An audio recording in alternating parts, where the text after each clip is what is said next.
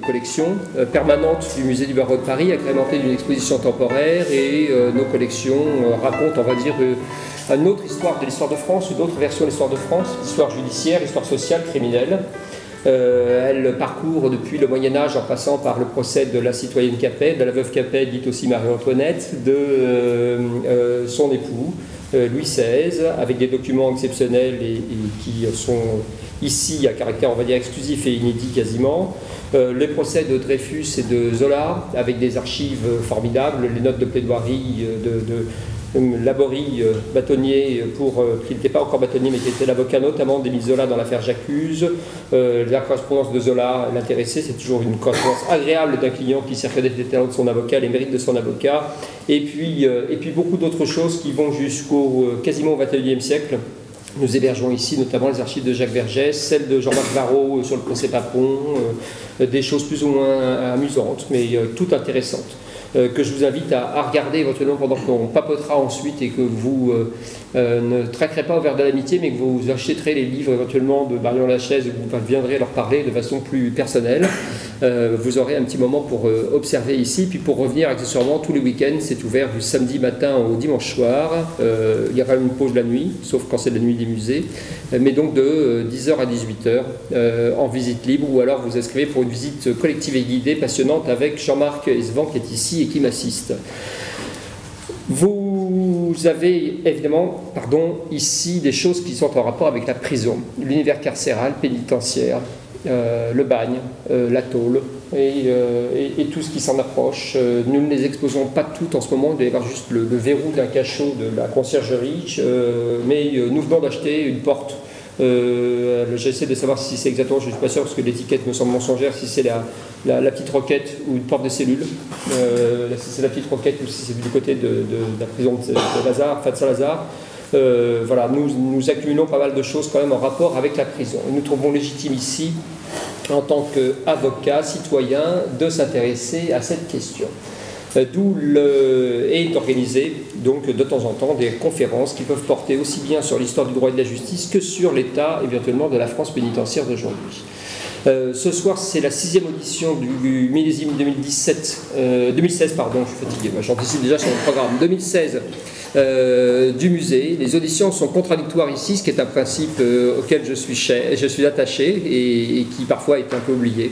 Et donc, voilà, une audition contradictoire, ça ne veut pas dire nécessairement deux personnes qui s'affrontent, mais en tout cas deux personnes qui confrontent leurs idées, leurs points de vue, et qui vont ce soir nous parler, on va dire, d'un objet commun, et puis éventuellement de points de vue qui ne sont pas différents ou opposés, mais qui se compléteront très bien. Le prétexte, c'est Marion Lachaise, qui est notamment photographe, mais pas que, qui fait beaucoup de choses et qui vous parlera après longuement de ça et qui vous le montrera, parce que c'est un objet très très fascinant, qui fait d'autres choses. En plus, les livres, c'est toujours fascinant, mais là, c'est un livre merveilleux, dans tous les sens du terme, sur un sujet angoissant et en même temps stupéfiant. C'est un livre qui s'appelle L'œil de Clairvaux et qu'elle pourra vous signer ensuite, et dont elle va nous parler, qu'elle va nous montrer, et qu'elle va nous développer, puisque c'est un livre qui s'augmente ou se développe entre guillemets numériquement. Vous allez voir ça après. Elle est accompagnée et non pas contredite par Delphine Goiseul, qui est notre consoeur, avocate au barreau de Paris, et qui a parmi de multiples qualités celle d'être présidente de l'OIP, l'Observatoire international des prisons, dont elle nous racontera quand même, parce que c'est toujours utile de le rappeler, la genèse, l'histoire, les principes, l'action, la finalité et la nécessité de vous y adhérer. Voilà, je vous le dis comme ça. Donc, on n'a qu'une heure, oui, mais c'est pas grave. Vous achetez le livre de Marion, vous adhérez à l'OIP, puis ensuite vous aurez un billet gratuit pour venir ici, ou quelque chose comme ça. Voilà. Je les laisserai présenter l'une et l'autre un peu plus longuement, quand même, le livre, et puis évidemment donc l'OIP, et avant de venir à une discussion croisée, et puis de vous laisser la parole pour compléter avec des interventions, des réactions, des questions, j'espère.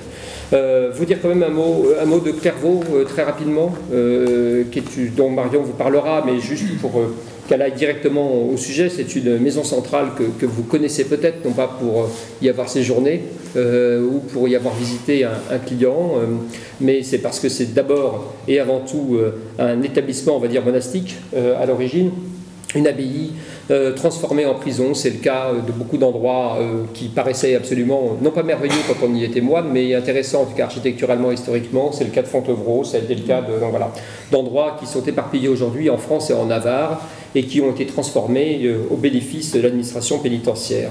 En un mot, Clairvaux, je parle sous votre contrôle, mais ce sont des longues peines.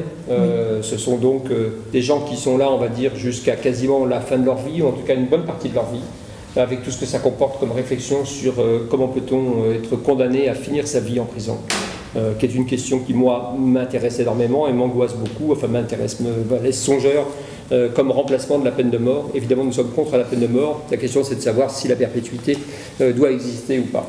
C'est une vraie question. Et puis, cette prison, alors je ne sais pas les chiffres, vous me les donnerez, Marion, tu les donneras.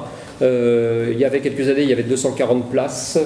Aujourd'hui, je crois que c'est quand même très réduit, d'autant plus que le ministère de la Justice a annoncé il n'y a pas très longtemps, après notre programmation ici, sans doute, ça montre notre pouvoir, que la maison centrale de Clairvaux allait fermer.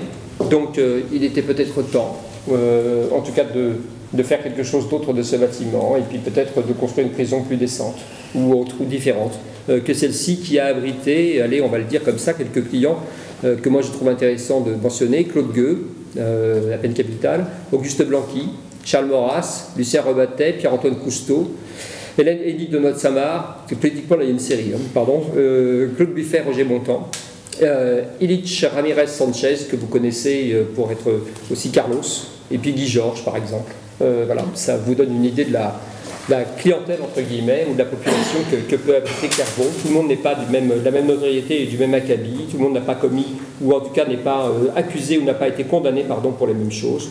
Et on parlera de cette sociologie particulière parce que Marion s'est penchée sur 7 d'entre eux. Pour raconter en quelque sorte ce que c'est que Clairvaux, avec un œil de photographe et un œil de narratrice. Voilà, c'est une non-présentation, pour en venir à ce qui nous intéresse ici et à les entendre. Je pense que vous rappelez simplement, je l'ai dit au moins 2 fois, mais donc après le livre sera en vente, et puis d'autres livres qui ont été accueillis ici pour qu'on en parle lors des éditions sont en vente. L'espèce de catalogue entre guillemets du musée aussi, qui est les grands procès d'histoire. Et puis je vous dirai un mot, vous me pardonnerez, parce que je me sauverai le premier pour des questions professionnelles importantes à régler ce soir, et je vous laisserai éventuellement en compagnie de nos invités et de Jean-Marc qui me remplacera sans doute beaucoup mieux en étant moins bavard. Voilà. Alors peut-être qu'on peut démarrer avec 2 choses. Marion, peut-être nous parler du livre avant de nous le montrer. J'aime bien le teasing et un peu le suspense pour qu'on garde nos invités et notre public jusqu'au bout. Donc une première démonstration un peu aride, c'est-à-dire sans nécessairement tout ouvrir et tout déballer. Et puis après on laissera Delphine parler un peu de l'OIP, et ensuite seulement en 3e épisode, avant la pub, vous aurez éventuellement ou après la démonstration de ce qui se passe avec ce livre. Et je vous êtes gentil et sage, je vous ferai passer des codes de Wi-Fi, parce qu'ici c'est une chose que, non pas que nous soyons contre, mais les murs de 4 mètres d'épaisseur sont un défi à Big Brother. Donc, ce qui fait que nous avons installé pour ce soir exceptionnellement une connexion. Si la démonstration nous amène à ce que vous sortiez vos téléphones portables, alliés sur une appli spéciale, et veuillez absolument tout savoir de Clairvaux. Voilà, Marion. Bien, bonsoir, et je remercie au Musée du Barreau et Emmanuel Pierrat de cette invitation. Je suis très heureuse d'être avec Delphine Beauzeul et aussi de vous voir ici. Moi, je suis vraiment ici en tant que plasticienne, vidéaste et photographe, et j'ai beaucoup travaillé au départ sur la représentation. Comment est-ce qu'on peut représenter la figure humaine? Comment on peut faire? Et cette question de la représentation, elle a évolué dans mon travail jusqu'au moment où j'ai élaboré, en cherchant mon autoportrait, j'ai élaboré un processus de représentation qui me permet d'aller au-delà de l'image sociale.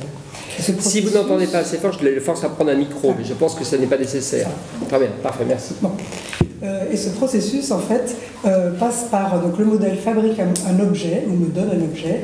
Ensuite, moi, je fais un entretien vidéo avec le modèle où il parle de la perception de son environnement. Et ensuite, je projette l'entretien vidéo qui est redécoupé sur l'objet. Et c'est l'objet que le modèle a fabriqué qui va décomposer le visage et recomposer le visage dans un nouveau portrait. Donc ce travail, je l'ai élaboré pendant un certain nombre d'années, et tout d'un coup, il a pris du sens au moment où j'ai eu l'opportunité de travailler à la Maison centrale de Clairvaux, parce que tout d'un coup, je me suis dit, bon, je fais des portraits de mes contemporains, très bien. J'ai trouvé un processus qui me permet de ne pas les stigmatiser avec leurs vêtements, leur lieu de travail, mais de trouver une forme d'intériorité. Là, aller au-devant et vers des personnes détenues, ça m'est apparu comme logique. Et puis, en tant qu'artiste, d'un coup, je me suis dit, mais je dois aller à cet endroit-là parce que ce sont des personnes que je n'ai jamais l'occasion de rencontrer. C'est-à-dire que les personnes détenues ont quand même pour particularité d'être particulièrement invisibles. Et mon travail, c'est de rendre visible l'invisible. Alors, ça peut tout à fait se passer avec des personnes libres, évidemment, mais tout d'un coup, avec des personnes contraintes derrière des murs, ça a pris beaucoup de sens à mes yeux. Donc, j'ai travaillé un certain nombre de temps là-bas, sur la durée, à Clairvaux, donc ça faisait écho aussi à la durée des peines des personnes détenues. Je suis intervenue pendant 1 an et demi à peu près, et j'ai travaillé avec un groupe de 7 personnes détenues sur place. Il se trouve que Clairvaux, comme l'a évoqué Emmanuel Pierrat, c'est un lieu très particulier, très emblématique et très particulier aussi quand on le visite, parce que c'est dans un vallon, c'est là que Saint-Bernard de Clairvaux s'est installé en l'an 1200, et quand même il y a le poids, même si beaucoup d'édifices ont été démolis, il y a un poids perceptible de l'histoire et qui est en plus augmenté par la présence de la maison centrale. Donc c'est vrai que quand on arrive à Clairvaux de nuit, par exemple, on voit des énormes projecteurs qui illuminent la maison centrale. Alors c'est sûrement normal pour les personnes habituées aux prisons. Moi, ça m'a vraiment stupéfaite et ça a fait l'objet aussi de questions que j'ai posées aux personnes détenues, comme par exemple, est-ce que la lumière sur la centrale vous gêne, etc. Donc mes dialogues avec eux ont vraiment été axés sur leur perception sensible de l'environnement, le lien à la solitude, à la lumière, à la nuit, aux saisons, au bruit aussi. Et à chacun, j'ai posé les mêmes questions, ce qui a aussi permis d'aller où chacun a pu éprouver son identité, parce que chacun habite à proximité l'un de l'autre, mais tous ont une perception différente de ce qui s'y passe. Donc j'ai fait des portraits vidéo que j'appelle des anti-portraits, et à un jet de pierre de la maison centrale de Clairvaux se trouve ce qu'on appelle le Grand Cloître, qui est donc l'ancienne prison de Clairvaux, qui a été ce fameux Grand Cloître qui a été très peu utilisé par les moines, puisque Napoléon l'a transformé en prison, et c'est cette prison qui a été en activité jusqu'en 1970. Et donc cette prison, elle est juste à côté de la maison centrale. Alors bien sûr, il y a un protocole il y a un vrai protocole pour accéder, pour aller jusqu'aux personnes détenues. Ça prend du temps, c'est long, on entre dans un autre univers. Donc ce que j'ai fait, et Clairvaux est aussi assez éloigné, donc j'avais organisé mes venues à Clairvaux comme des petites retraites, et je travaillais 2 jours avec les personnes détenues, et une journée, je faisais des photographies dans le Grand Cloître. Ça a été mon travail de terrain pendant 1 an et demi. Et ensuite, au vu de la qualité de la relation en fait entre les détenus et moi, de ce qu'ils ont dit dans le film, donc à travers leurs anti-portraits, qui est passionnant, qui est extrêmement sincère, très simple, et qui à mon sens réduit la distance entre eux et nous. Et ça, c'est le message principal en quelque sorte. Ensuite, j'ai cherché comment faire en sorte que ces paroles arrivent jusque dans nos espaces privés, pour qu'un lecteur ou un spectateur potentiel retrouve l'intimité que j'avais éprouvée à leur contact. Et c'est ainsi qu'est né ce livre bien particulier, qui est un livre, qui est une édition, mais qui reste quand même une édition limitée, donc qui est une petite œuvre d'art, un petit théâtre aussi, et qui, par le biais d'une application, donne accès immédiatement aux paroles des personnes détenues et à leurs portraits. Je ne vais pas faire beaucoup. C'est très bien. On va venir après sur comment on fait avec l'application et ce qu'on y voit. Mais avant même l'application, vous pouvez quand même, on pourra peut-être juste au moins montrer déjà le livre comme ça. Oui, d'accord. Si je puis me permettre, avant de revenir à la démonstration. Comme je parlais de... Il faut peut-être se mettre devant la caméra, si je puis me permettre, il y en a une. Voilà. Donc je parlais du protocole d'entrée en prison. Ça concerne Clairvaux et puis ça concerne toutes les prisons.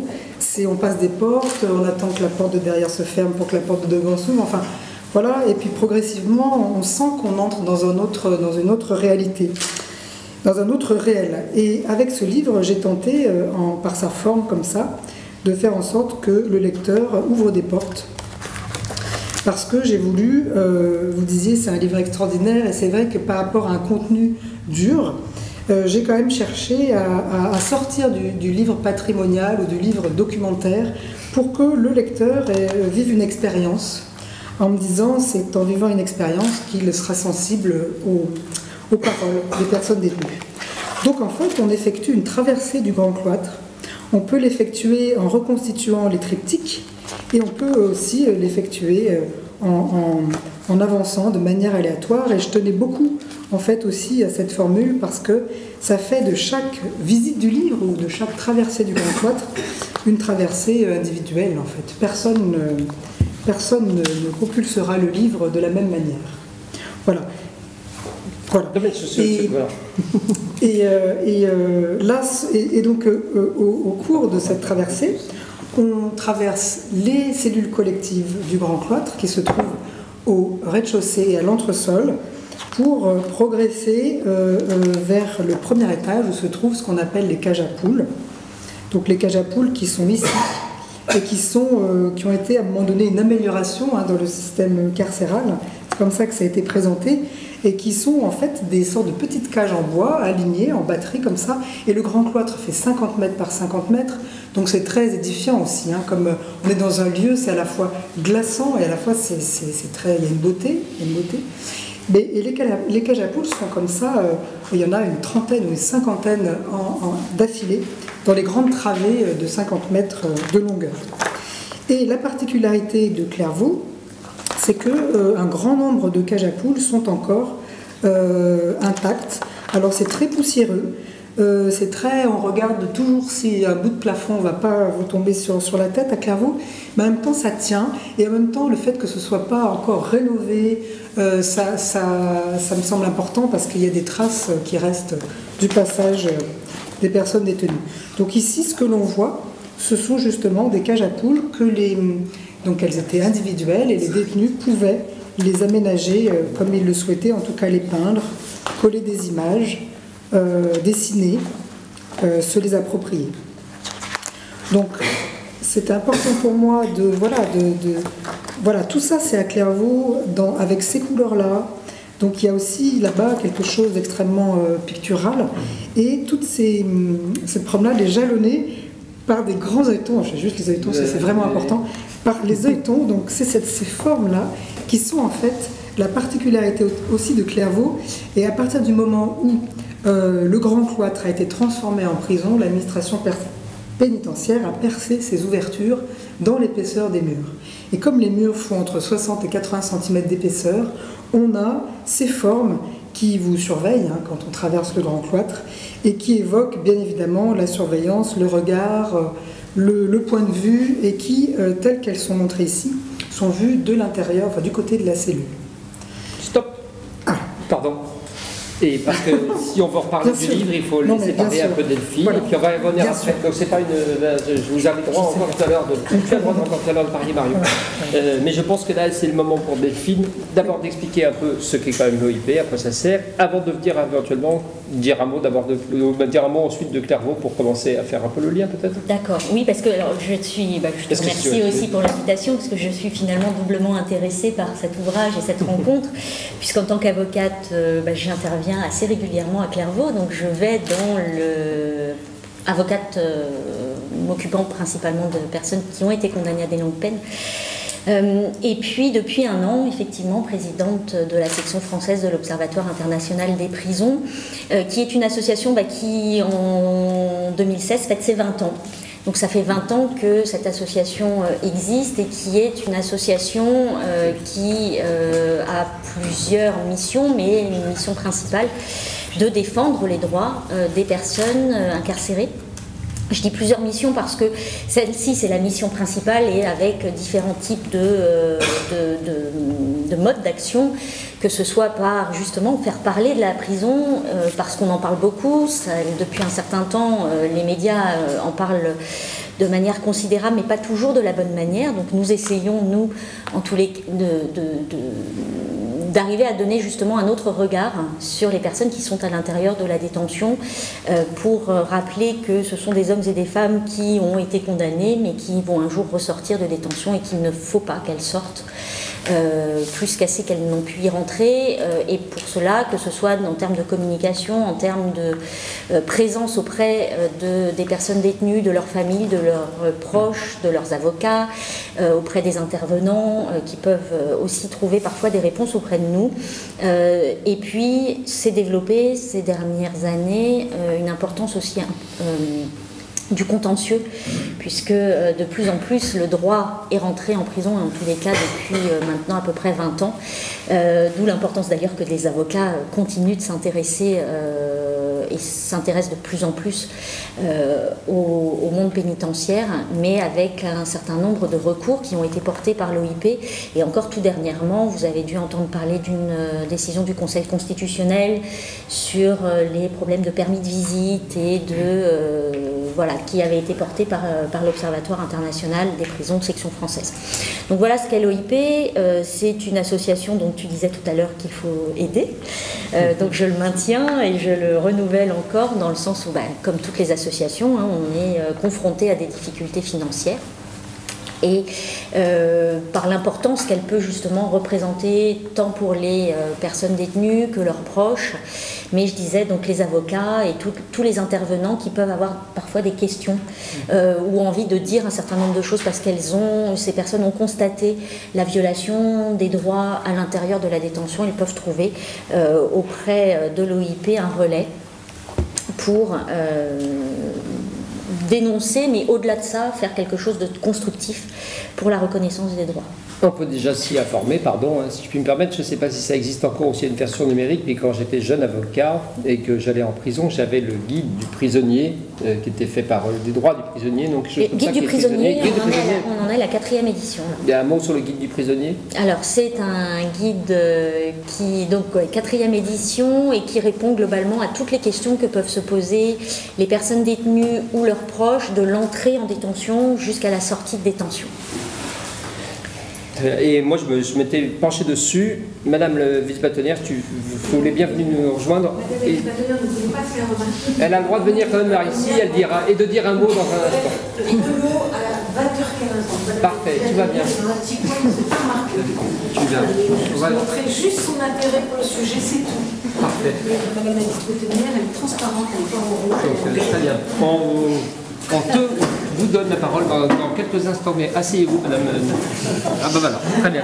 Asseyez-vous, parfait. Merci. Et donc, il y avait cet outil très pratique, pour moi, qui répondait à des questions aussi bien de droit qui sont complexes parce qu'elles sont enfouies dans une série de textes. On ne peut pas dire que l'administration pénitentiaire les mettait particulièrement en ordre et en valeur. Et puis, des questions pratiques sur à quelle lampe peut-on garder le soir pour lire, enfin des choses qui semblent de l'évidence et qui n'étaient pas si évidentes que ça. Donc, voilà. Tout à fait. Et donc ça répond à un certain nombre de questions donc, avec le magma juridique et législatif ou réglementaire, mais aussi avec tout ce qui est les décisions de jurisprudence, puisque la jurisprudence est née, que ce soit des tribunaux administratifs, en tous les cas des juridictions administratives, souvent d'ailleurs à l'initiative de l'OIP, et reprise dans ce guide du prisonnier. Au-delà de ça, nous avons aussi une revue trimestrielle dedans-dehors qui permettent justement d'actualiser aussi un peu les connaissances et les informations sur les différents types d'établissements, les différentes pratiques en termes même de pénalité. On s'interroge sur la pénalité et sur les conditions de détention. Parfait. Un mot avant, alors il y a beaucoup de choses à dire, il y aurait beaucoup de sujets à évoquer.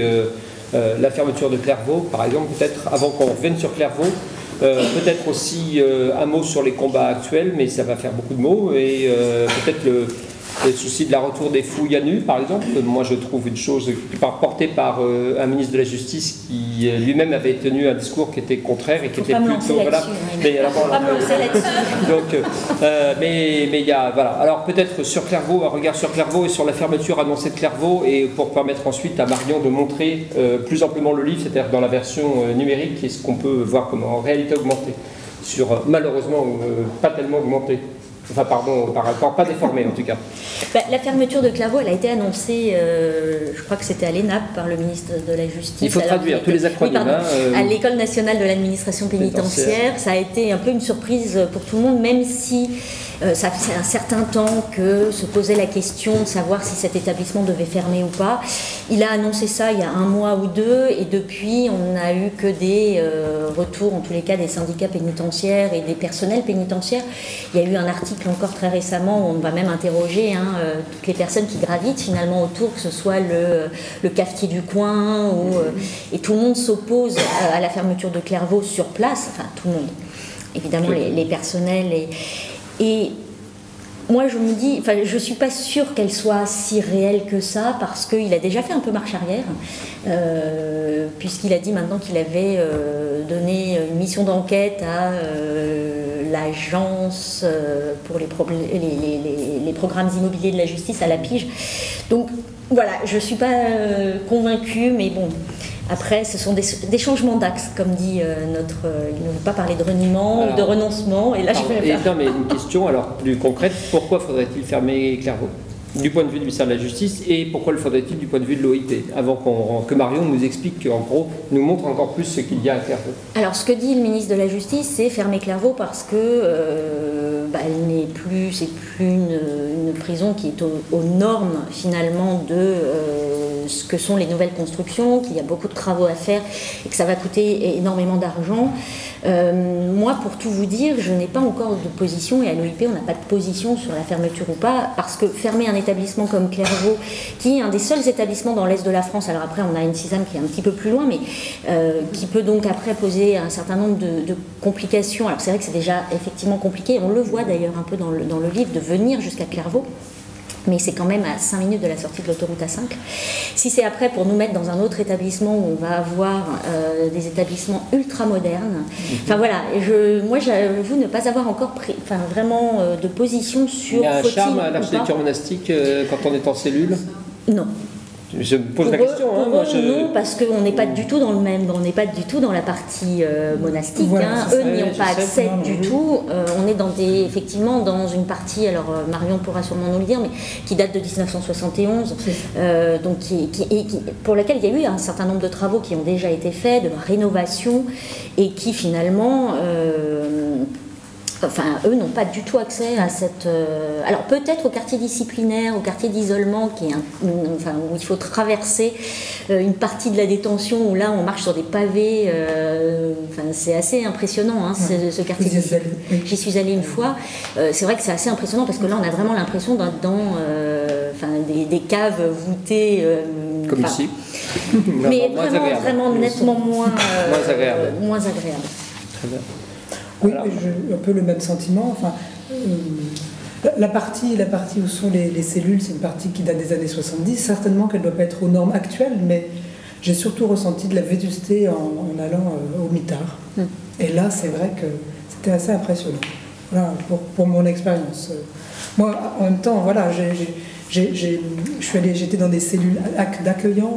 Les détenus venaient dans la cellule accueillant pour suivre mes ateliers. Donc voilà, moi j'ai un parcours qui est fléché en détention. Vous aussi. Mais peut-être pas le même. Vous pouvez aller en cellule dans pas du tout. Non, on va jamais en cellule. Vous faites jamais de visite en cellule? Non. Et toi, par Loire? Il faut voir l'avocat, ou déjà pour y arriver, il faut passer par 100 000 sas et la bonne volonté de l'administration pénitentiaire qui nous dit que le détenu est à la promenade, ou que c'est bientôt l'heure de manger, ou que c'est autre chose. Et donc c'est pour ça que l'avocat reste aussi enfermé et qu'il perd un temps absolument phénoménal dans la défense, dans la reconnaissance des droits, simplement, qui sont essentiels et évidents. Donc voilà, et nous pour arriver dans un parloir qui n'est pas nécessairement l'endroit l'idéal d'ailleurs pour parler avec un détenu. Alors après, les parloirs de Clairvaux sont les moins désagréables que j'ai rencontrés en maison centrale, parce qu'ils sont très lumineux. Donc, mais voilà, mais on a aussi un parcours fléché. Alors on revient au livre À l'œil de Clairvaux, pardon, et pour essayer Oui. Alors, oui. De montrer ce qu'il y a au-delà du papier, qui est quand même la chose essentielle, ce qu'il y a dans cet œil, vu par cet œil. Voilà. Si ça marche pas, je meuble. On va voir. Oh, mais ça va marcher. Donc l'idée, c'était vraiment que ce livre serve de moyen de transport, hein, de ce qu'ont à dire les détenus, de ce qu'ils ont, de leurs paroles. Donc en fait, déjà, il y a sur la couverture, donc l'application est gratuite. Elle donne lieu à... donc voilà, elle est gratuite, elle est un peu lourde parce qu'il y a des vidéos, donc il faut prévoir cet espace sur son téléphone. Et la réalité augmentée, c'est que l'application augmente le livre, mais ne renvoie pas à un site internet. Donc, quand on consulte le livre et sa réalité augmentée, en fait, c'est une vraie... Comment dire ? Sur la petite route qui arrive à Clairvaux, je suis sortie de l'autoroute. Il y a une énorme lumière devant moi, comme à chaque fois. Cette lumière écrase absolument tout le paysage et fait nuit. Comme un énorme halo, on pourrait se dire que cette soucoupe volante a atterri là. Donc ça, c'est un petit journal audio de mon arrivée à Clairvaux. Et à partir de là, donc, on va avoir, par exemple, si on scanne cette image, tout d'un coup, dans la page, hein, c'est dans la page, là, on a une vue aérienne de Clairvaux, on voit la maison centrale dans laquelle sont les détenus et le grand cloître où j'ai fait les photos. Si vous verrez, donc c'est un livre, il faut être actif avec ce livre, hein. C'est le contraire de on se laisse porter. Faire le tour de il faut vraiment. Non, mais voilà, en fait, il y a des contenus pratiquement dans toutes les pages des triptyques, pas toutes les pages, hein, mais sur tous les triptyques. Par exemple, on ne va pas tous les faire parce que ça prendrait beaucoup trop de temps. Moi, ça fait 20 ans que je suis en prison, d'autres plus longtemps, d'autres moins longtemps. Il arrive un moment où on doit dire stop. C'est plus nécessaire de garder aussi longtemps les gens. Ça n'a plus d'intérêt pour la société. Ça desservit le système. Ça ne lui rend pas service. C'est important que les gens, comme moi ou d'autres, s'accrochent, ils le voient d'ailleurs. Il, c'est plus le système. S'intéresser à des fleurs, à la vie, à l'amour, c'est que l'homme n'est pas perdu. C'est qu'il y a encore de l'espoir et encore de l'humanité. Et c'est là qu'il me semble incompréhensible de garder les gens malgré tout. Donc, oui. Non, vas-y, je vais t'interroger, parce que si on peut, je pense que l'idéal, c'est que vous téléchargez cette application gratuite, oui, et après cette soirée, et puis que vous regardiez voilà, alors, il y a des le très riche contenu. Voilà, ça c'est les œilletons de Clairvaux, c'est l'envers des œilletons en perspective dont on voyait l'épaisseur dans les murs. Donc en fait, on traverse comme ça, hein. Je ne vais pas du tout faire. Là, On se sent seul en prison. On se sent seul. Même quand on a une relation, nos compagnes, etc. Voilà, la prison est faite pour ça. Hein. Faite pour ressentir la solitude. Hein. Moi, je me suis retrouvé dans des situations d'isolement et autres en maison d'arrêt. Et on se retrouve devant des choses où on ne penserait même pas à se retrouver à l'extérieur. Donc, non, je ne me suis jamais senti seul en prison. Non. Même si on peut être à 10 ou des gens, on faut parler avec beaucoup de personnes, pour moi, ça reste qu'une illusion, quoi. En tout cas, en étant en prison, ouais. Moi, je me sens seul parce que je suis arrivé seul. Ouais, je me sens vraiment seul, ouais. Donc voilà, en fait, dans les pages, alors ce qui m'a intéressé aussi, c'est que finalement, les détenus sont prisonniers des pages aussi, ce que j'ai trouvé assez juste, hein, ça ne nous emporte pas ailleurs, on reste dans le livre, on est vraiment confiné dans le lieu. Et puis, évidemment, il y a un lien entre la mémoire pénitentiaire qui est caractéristique dans ce lieu et puis l'enfermement. Aujourd'hui, c'est vrai que ça a été un lien que j'ai voulu tisser entre le rapport que les détenus ont à leur environnement donc contraint et ce qu'a été la mémoire, l'histoire pénitentiaire. Quand je commence à dormir, là j'entends un peu la nuit. Et la nuit, quand je l'entends, en fait, c'est avec des petits bruits, quoi. Des petits bruits, tout petits bruits qui se répètent. En prison, je préfère la nuit. Et à l'extérieur, je préfère la journée. Bon, je vais toujours essayer de chercher la facilité et à écourter mes journées. Donc l'hiver, pour moi, le jour, se termine plus rapidement, donc voilà, c'est comme la prison, quoi. Là, je préfère la nuit, donc voilà. La nuit, ça a accéléré, donc voilà. C'est plus rapide. Je préfère l'hiver. Voilà, donc en fait, même si quelques personnes ont accès simplement à 10 secondes de vidéo ou à 40 secondes, les contenus vont entre 10 et 40 secondes, c'est déjà ça en fait, c'est déjà ça de gagner parce que voilà, un film ça demande de se déplacer, ça demande d'aller à une séance, ça demande de s'intéresser au sujet. Là, voilà. On peut se rasseoir. Ah, ouais, voilà. Non, mais c'est pour si on pose des questions, on va être notre caméra et nos amis vont être un peu déroutés. Donc voilà. Marion, pardon, une question pendant que tu montres éventuellement que tu cherches. Tu étais déjà allée en prison avant d'aller à Clairvaux? Jamais. Non, jamais. Non, jamais. Non. Et bien, voilà. Donc. Oui, eh bien quand j'ai eu l'occasion, j'ai sauté sur l'occasion, vraiment. J'ai entendu quelqu'un qui cherchait quelqu'un. Et je ne connaissais pas du tout ces personnes-là, et je suis allée me présenter, et j'ai dit voilà, moi ça m'intéresse. Et je pense que ça m'a intéressée au double titre, au titre personnel, d'individu, de citoyenne, et aussi en tant qu'artiste. Parce qu'encore une fois, comme je le disais tout à l'heure, ce sont des personnes que je ne serais jamais amenée à rencontrer. Enfin, potentiellement en tout cas. Donc voilà, je trouve qu'en tant qu'artiste et avec un projet comme ça de faire le portrait de mes contemporains, faire le portrait comme ça de la population pénale qui est très éloignée de nous et qu'on maintient éventuellement aussi un peu loin de nous. Donc ça m'a vraiment intéressée et d'ailleurs je développe un triptyque. C'est-à-dire que là j'ai fait les hommes détenus de Clairvaux et je vais faire l'année prochaine les femmes détenues de Réau. Donc, et Delphine Bozel connaît bien Réau. Et je vais faire aussi les surveillants de Saint-Martin-de-Ré. Pour clore le triptyque, hein, c'est pas que je veuille passer ma vie à travailler en détention forcément, mais voilà, je trouve que c'est important. Il était pour moi impossible de ne pas donner la parole aux femmes après avoir donné la parole aux hommes, et je suis très contente que ça puisse se faire. Voilà, donc ça m'intéresse beaucoup en fait, et ça m'a ouvert aussi de rencontrer des personnes détenues. C'est très impressionnant d'entrer dans une prison. Donc c'est très exceptionnel aussi. Donc à ce titre-là, c'est une expérience, c'est une aventure. Donc ça, bien sûr, ça m'a beaucoup plu aussi.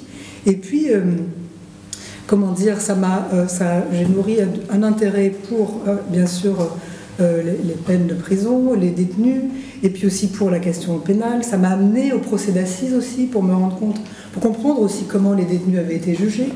Donc j'ai passé aussi beaucoup de temps à assister à des procès d'assises. Donc j'ai un projet sur le processus judiciaire qui est en cours, et toujours sous forme d'anti-portraits, c'est-à-dire ces portraits un peu étranges que vous avez vus là sur le smartphone, qui ont quelque chose à la fois de déconstruit et de fabuleux aussi, un peu.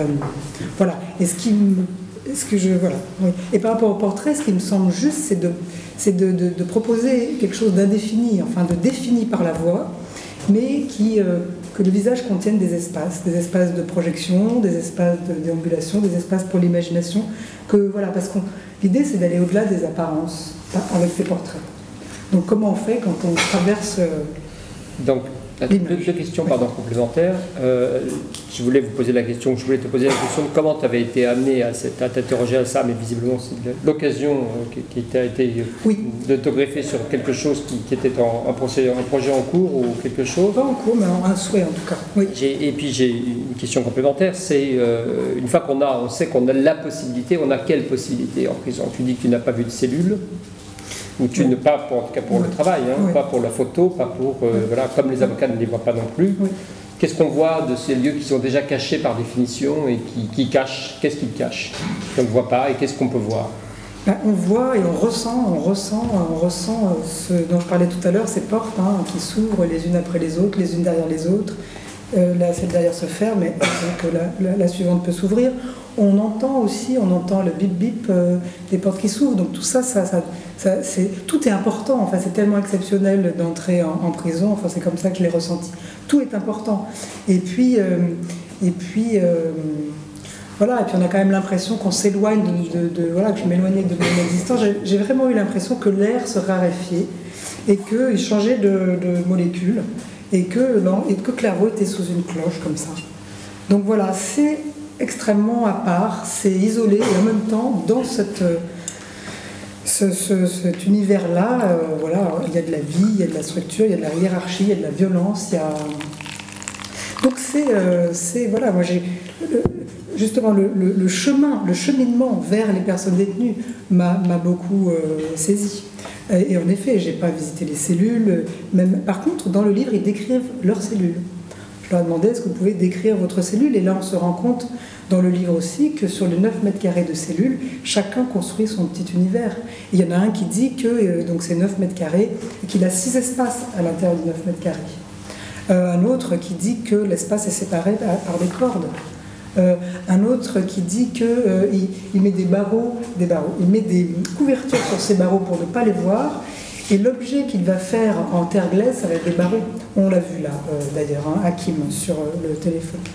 Donc voilà, moi j'ai perçu, en effet, ce qu'on m'a permis, j'ai perçu là où on m'a permis de cheminer, mais quand même, on monte dans les étages, on voit les surveillants, et j'ai travaillé dans une double cellule d'invités, je pense, hein, dans un couloir où il n'y avait pas d'autres cellules, évidemment. Qu'est-ce qu'on cache encore aujourd'hui dans la société française de 2016, dans les prisons françaises, dans ces lieux qui sont déjà par essence même cachés au sens du regard du monde extérieur? On débat actuellement pour savoir, enfin on débat pas, on parle des téléphones portables dans les prisons, ce qui me semble un sujet... voilà. Pourquoi est-ce que la prison, ça reste un endroit invisible? Pourquoi est-ce que ça reste un endroit non entrable? Qu'est-ce qu'on y manque? Qu'est-ce qu'on y cache encore plus? Ou qu'est-ce qu'il faudrait en sortir? On cache celles et ceux qui, à un moment, ont violé la loi et qu'on a envie d'écarter purement et simplement de la société parce qu'on ne trouve rien d'autre à leur proposer. On parle, enfin voilà, tu évoques la question des téléphones portables et des films qui sortent, mais là, le décret est sorti pour les journalistes qui vont pouvoir accompagner les parlementaires. Mais après, c'est de savoir comment ils vont pouvoir rentrer dans les établissements pénitentiaires et comment on va leur permettre et ce qu'on va avoir envie de leur montrer. Ce qu'on cache, c'est... alors, les établissements, aussi encore beaucoup d'établissements insalubres et qui sont dans des situations de dégradation. On cache la surpopulation. On n'a pas envie de montrer non plus le fait qu'ils sont à 4 ou 5 dans une cellule de 9 mètres. Alors c'est vrai que ça ne concerne pas Clairvaux, puisqu'on est dans une maison centrale où l'encellulement individuel est garanti, comme tous les établissements pour peine, mais dès qu'on va avoir besoin de rentrer dans une maison d'arrêt, on cache aussi le fait que... on a des personnes qui n'ont rien à faire en prison parce qu'elles ont des vrais problèmes psychiatriques et qu'on n'a pas envie de montrer, qu'on ne s'en est pas occupé autrement. Donc on cache beaucoup de choses. L'administration vit aussi, a tellement vécu avec une culture du secret, une culture que là c'est très compliqué pour elle d'ouvrir. Alors, ça vient, ça commence. Je pense que ce genre de projet fait aussi que ça permet une ouverture. On a quand même de plus en plus de personnes qui rentrent en détention, que ce soit au travers des associations, au travers des visiteurs. Mais on cache encore de toute façon une misère sociale qu'on a déplacée de la rue jusqu'à l'intérieur de l'établissement pénitentiaire, avec des conditions de sécurité aussi, parce que l'administration est sur une phase de tellement peur de l'évasion qu'on est sur des conditions de sécurité très importantes. On progresse ou on régresse en France quand on voit Salah Abdeslam surveillé comme s'il était un participant au loft et quand on voit le retour des fouilles à nu qui avaient été en théorie écartées ou interdites, etc. Quel est notre état de modernisation ou d'humanisation de la prison française, sachant que tu es à la tête de la section française de l'OIP, donc il y a d'autres sections et qu'il y a un regard international et qui est évidemment comparatif est important. Très clairement, on régresse. Là, on n'a jamais autant régressé qu'avec les dernières dispositions qui sont... Il faut parler à nos amis, pas uniquement. Qui viennent d'être décidées au sein du gouvernement. On régresse parce qu'on avait aboli... Alors, les fouilles à corps, effectivement, hein, le fait de se déshabiller totalement en sortant d'un parloir avec sa famille, c'était pas totalement aboli, mais l'administration devait justifier les cas et les personnes et pourquoi elle les soumettait à des fouilles à corps. Là maintenant on va revenir sur une forme de systématisation qui fait que l'administration va faire ce qu'elle a envie de faire. Elle le faisait déjà un petit peu avant, mais elle était obligée de rester quand même dans un cadre de notes qu'elle devait produire. Très clairement, le fait de mettre quelqu'un 24 heures sur 24 dans une cellule, c'est proprement inhumain. Et au-delà du cas d'Al-Islam, qui moi de toute façon me choque considérablement, on est en train de parler, d'envisager pour la prévention du suicide ou contre le risque d'évasion, de mettre aussi d'autres personnes sous la vue de 24 heures sur 24, donc la vue des surveillants. Est-ce que ça implique que la lumière elle reste allumée parce qu'il faut quand même qu'on puisse voir? Enfin, ça me semble une telle régression. Alors on évoque les cas dans d'autres pays. Les États-Unis reviennent sur leur politique du tout carcérale. Même des États comme le Texas sont sur des phases de promotion de l'alternative à l'incarcération, enfin, ce qui est quand même pas anodin. Et si on va sur des exemples alors plus nordiques, parce que c'est vrai que on se dit que les pays du Nord sont des pays qui sont souvent en avance. On est aussi sur des vraies réflexions peut-être de cellules un peu sécuritaires, mais avec un passage obligé vers des prisons ouvertes et vers des prisons où les personnes vont pouvoir véritablement avoir des vrais projets et s'inscrire dans quelque chose, de retrouver un peu ce qu'est la vie à l'extérieur. Et là, actuellement, ce qui manque chez nous très clairement, et alors même qu'on a des prescriptions européennes qui viennent nous dire qu'il faut au maximum rapprocher la vie à l'intérieur de la vie à l'extérieur pour justement préparer à la sortie, eh bien on s'en éloigne considérablement. Et est-ce qu'on se rapproche ou est-ce qu'on s'éloigne de la défense et du contact entre l'avocat et le prisonnier et son avocat? Parce que la famille, c'est essentiel, c'est des choses, le visiteur, l'accès à la bibliothèque et 100 000 autres choses. Il y a un moment où, malgré tout, l'avocat est celui qui sait ou qui est capable d'agir, peut-être le seul. Alors, moi, je crois que là, pour le coup, c'est aussi à nous, en tant qu'avocats, d'être présents et donc de se manifester et de dire qu'on veut être là. Donc là, c'est, à mon sens, nous qui devons être les promoteurs. Oui, enfin, on n'a pas... Je ne peux pas dire qu'on ait des barrières non plus qui nous soient mises. Alors on a des horaires spécifiques d'entrée, on doit rentrer avec un permis de communiquer, mais sinon on a globalement un accès assez libéré finalement vers la détention. C'est compliqué en maison d'arrêt parce qu'effectivement les problèmes de surpopulation font que ce que tu évoquais tout à l'heure, la difficulté entre ceux qui sont à l'autre bout de la détention parce qu'ils sont en promenade, ils sont en cours, et le surveillant qui court un peu partout parce qu'il est tout seul à gérer 100 personnes. Donc là, c'est moins le cas en établissement pour peine. Il faut bien reconnaître qu'on arrive aussi à s'organiser pour prévenir qu'on va venir, et donc la personne détenue est souvent informée et donc va venir nous voir. Là, je dirais que c'est aussi aux avocats d'exister dans l'exécution de la peine de leurs clients et voilà, de montrer qu'il faut qu'on soit là.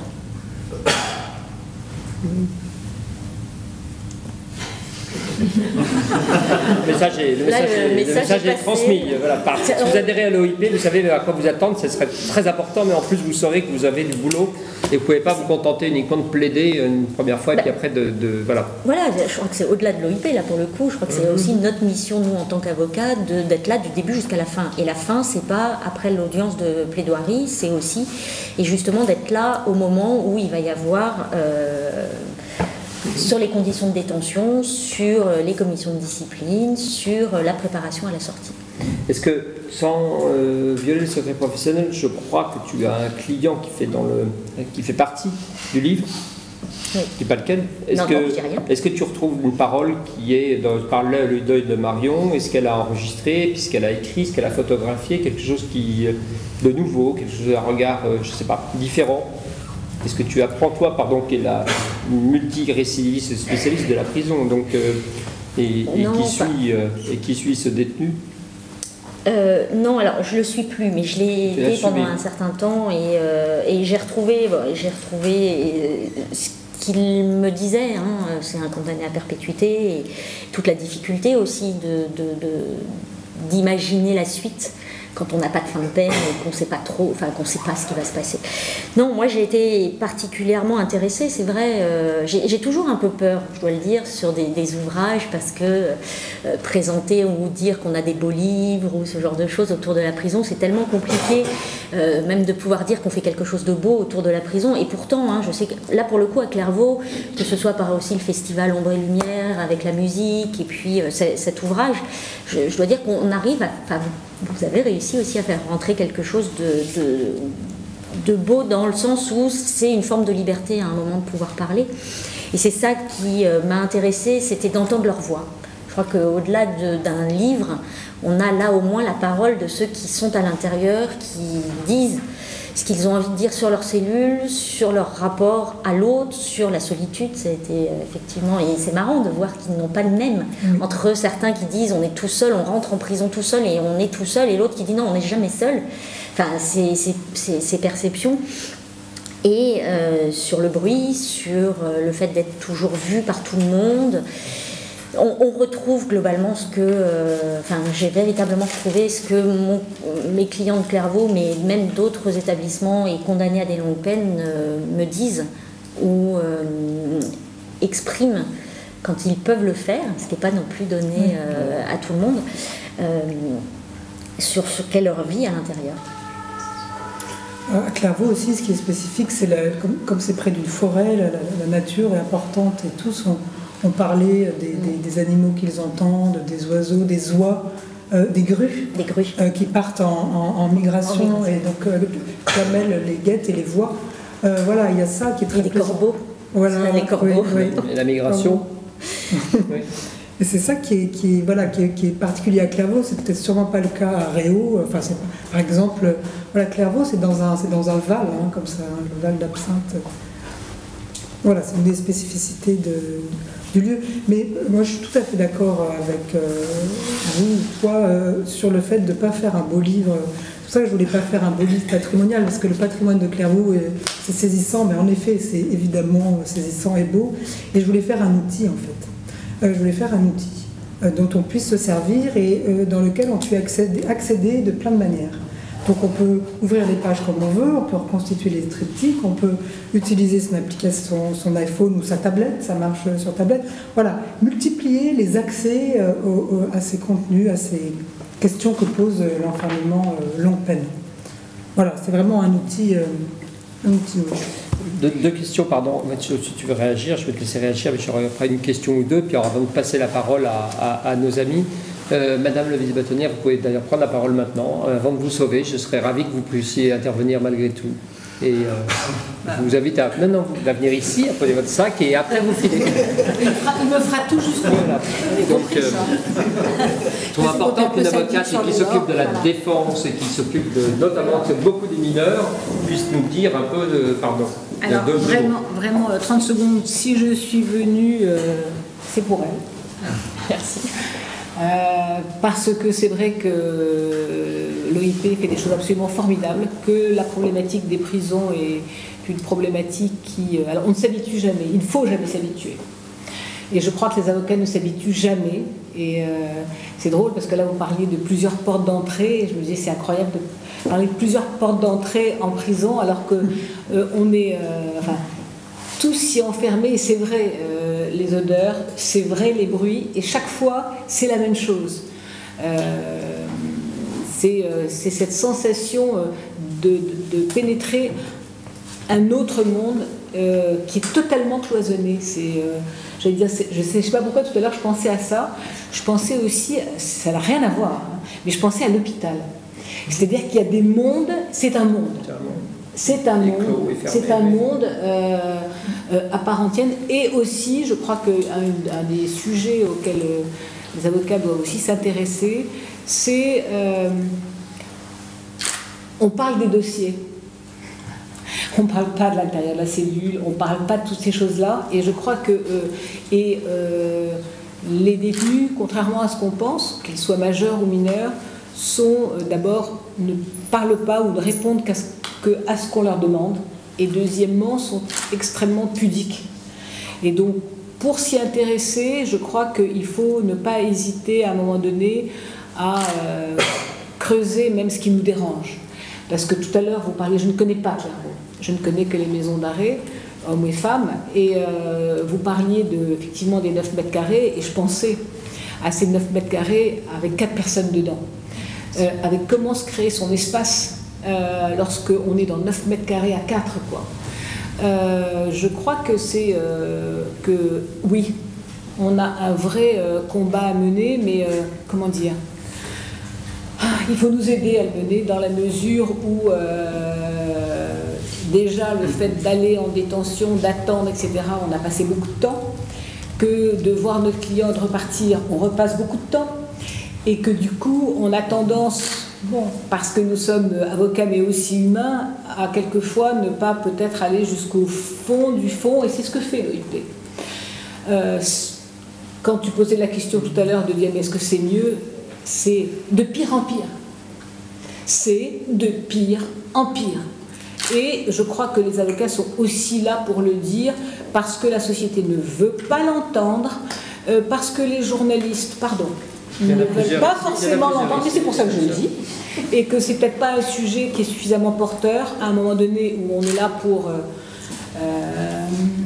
stigmatiser tout ce qui se passe d'horrible. Tous ces personnes restent des êtres humains qui ont droit à des droits fondamentaux. C'est pas parce qu'ils ont commis des choses atroces que nous devons nous mettre au niveau des pires des tortionnaires. Et nous devenons des tortionnaires en faisant vivre à ces personnes-là ce qui est au-delà de l'inhumain. Donc c'est aussi pour ça que je suis là. C'est parce que il y a des discours que je trouve insupportables qu'on entend à l'heure actuelle. Et même si nous sommes des citoyens avocats à part, et que nous sommes là aussi pour bouger l'insupportable. Donc merci Emmanuel de l'avoir organisé. Je regrette, je rêve lorsque ces 2 ans seront terminés, où je vais pouvoir reprendre une vie normale, c'est-à-dire rester où j'ai envie d'être. Aller au bout d'un colloque, d'une réunion, alors que je suis partout, tout le temps en train de courir. Donc là encore, alors que j'aurais adoré rester, je pars à l'autre bout, dans le bois de Boulogne, pour refaire une intervention, tandis que là, j'allais dire, j'ai rien préparé, je n'avais pas du tout l'intention de parler, pas du tout.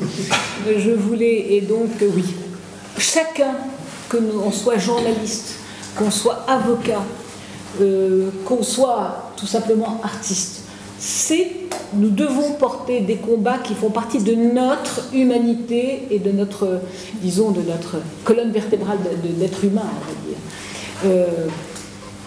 Que ça serve ou que ça ne serve pas, c'est pas grave.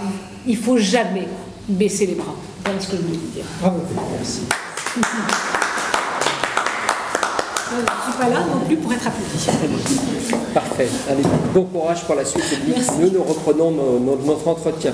On va le reprendre avec, une petite dernière question avant que je vous laisse. Posez-vous des questions, parce que je pense que vous en avez, ou des remarques.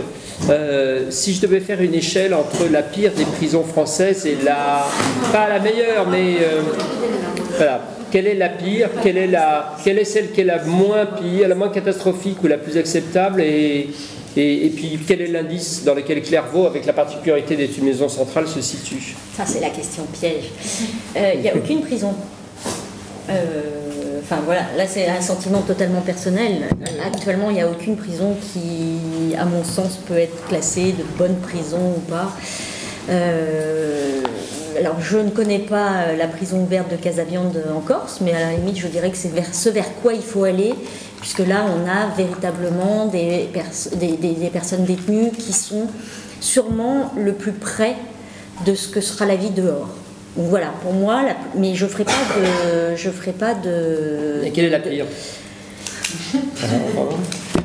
Quels sont les 3 endroits, les 3 pires endroits actuellement, ce qui existe qu'il faudrait fermer depuis longtemps, et voilà. Ah bah, très clairement, là, je pourrais dire que les nouveaux établissements tels qu'ils sont conçus, et notamment les quartiers, les maisons centrales ultra sécuritaires qu'on a construites sur Condé-sur-Sarthe, dans l'Orne ou Vendin-le-Vieil, du côté de Lens, sont véritablement des quartiers d'isolement géants, comme disent les personnes qui y sont à l'intérieur, parce qu'elles sont...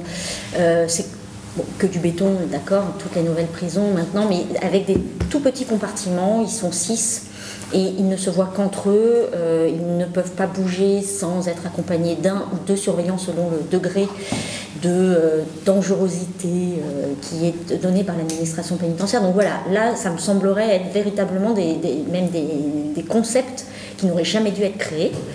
Après, je ne veux pas faire de hiérarchie parce que tout dépend, au-delà des conditions matérielles aussi, tout dépendra de la personnalité du directeur, tout dépendra de la personnalité des surveillants, tout dépendra, donc voilà.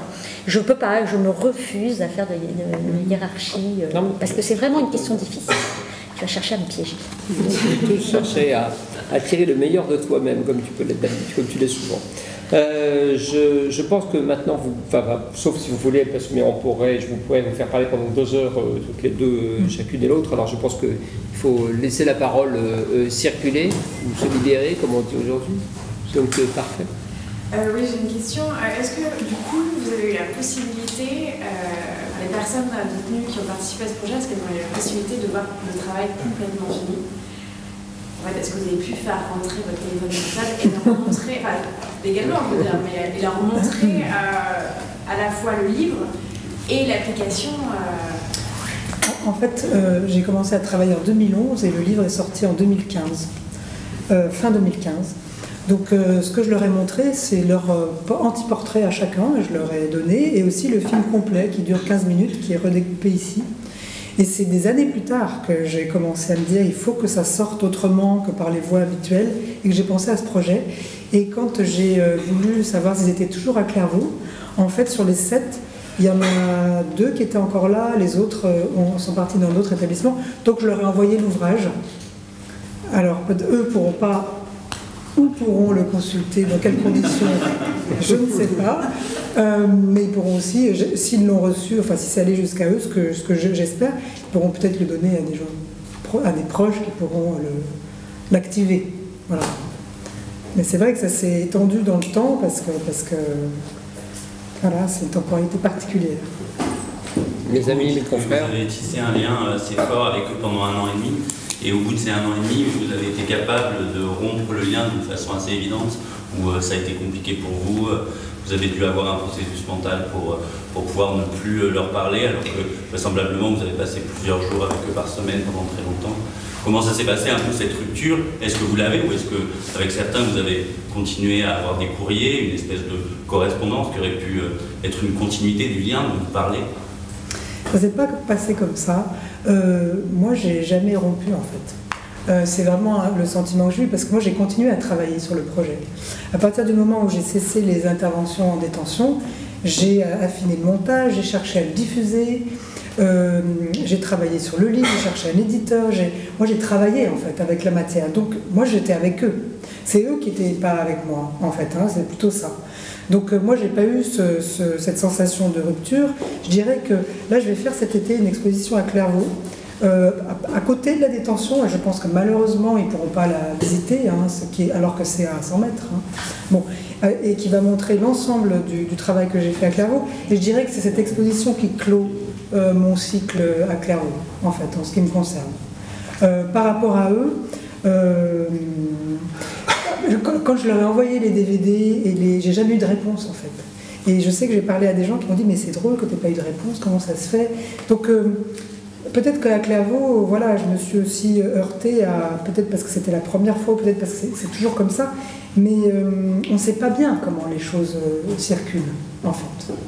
Donc moi, j'ai peut-être, à un moment donné, je me suis dit, ça aurait été bien de montrer ce projet à l'ensemble de la détention de Clairvaux, comme de le montrer dans d'autres prisons d'ailleurs. Je pense que ça peut avoir aussi des vertus, je ne sais pas si c'est pédagogique, mais en tout cas de curiosité, même pour d'autres détenus, d'écouter ce que disent les détenus de Clairvaux, etc. Et c'est des projets, c'est des interactions qui se mettent en place, mais c'est assez lent, et il faut les provoquer, et voilà.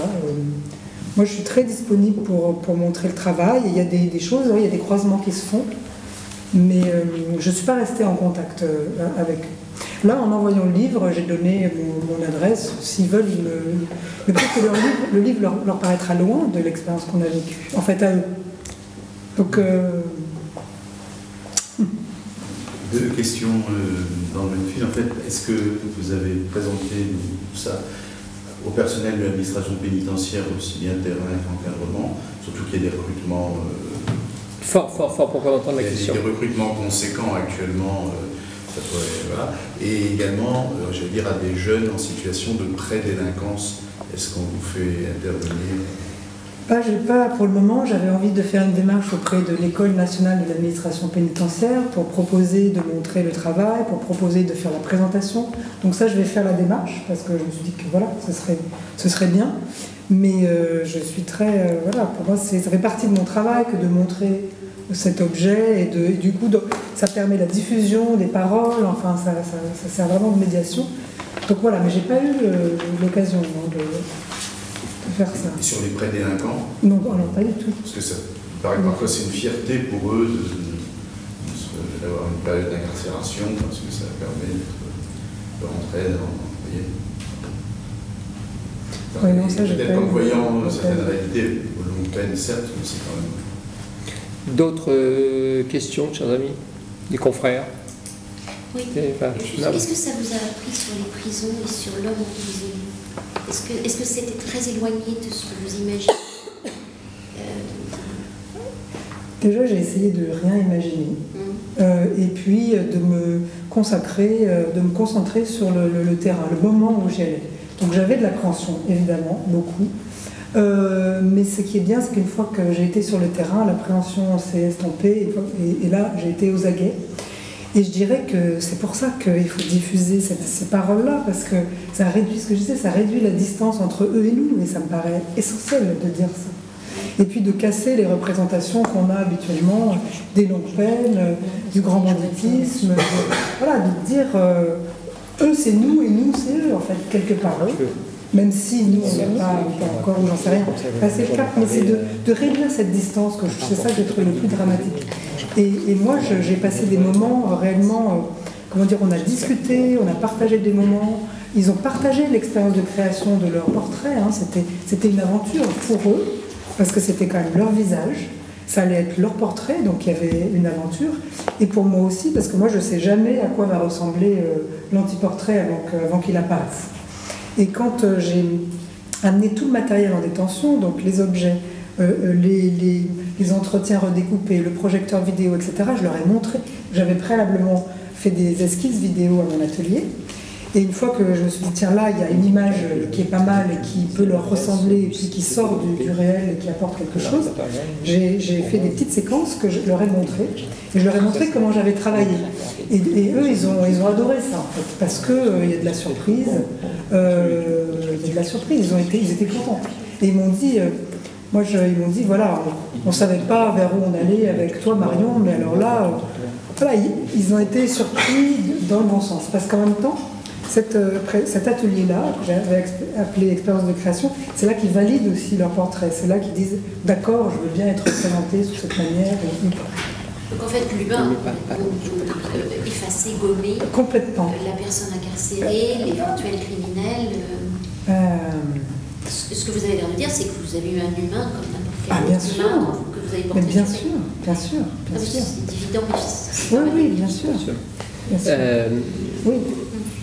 Je vais, demander à Delphine de pas de conclure, mais aussi de conclure un peu. Il y a encore beaucoup de choses à dire. D'abord, je voudrais qu'elle n'oublie pas de rappeler éventuellement l'adresse du site internet de l'OIP, ça ne me semble pas totalement vain. Donc voilà, de le dire face caméra, si je puis me permettre, et clairement, qu'on puisse le... Voilà.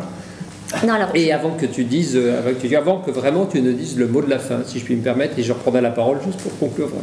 D'accord, donc, non, je voulais, alors si... l'adresse, l'adresse.